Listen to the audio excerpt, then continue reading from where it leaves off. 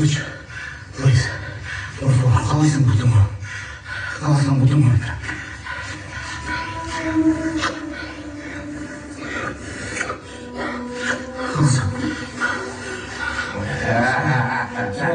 Ты мне ботинки испачкал?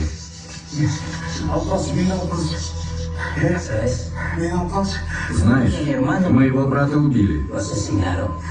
Убили. Ему отрезали голову, а тело его повесили под мостом, чтобы все его видели. Так почему твой брат должен жить, а мой нет? Скажи.